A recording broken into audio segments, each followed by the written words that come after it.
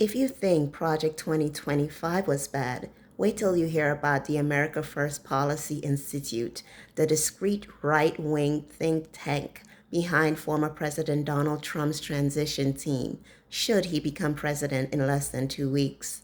Trump's advisors have learned their lesson about Project 2025, so they've been moving in silence.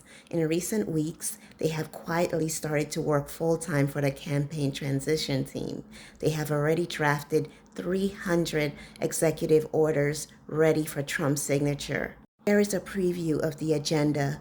According to the New York Times, it calls for halting federal funding for Planned Parenthood and for mandatory ultrasounds before abortions, including those carried out with medication.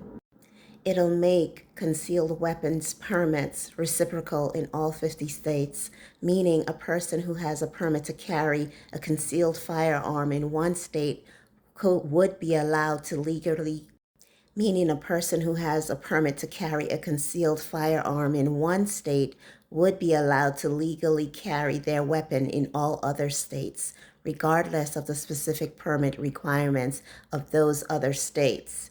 This could remove psychological or mental health requirements for gun ownership. Next on the agenda is to increase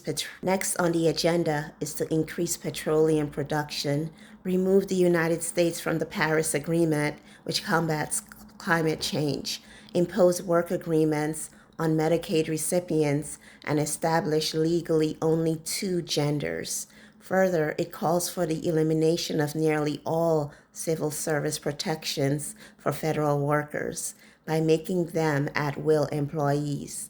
The Institute's policy book states agencies should be free to remove employees for any non-discriminatory reason with no external appeals. The change could allow officials to try to fire civil servants for almost any reason, including for defying Trump or speaking out on positions like acknowledging climate change that challenge administration policies. More to come.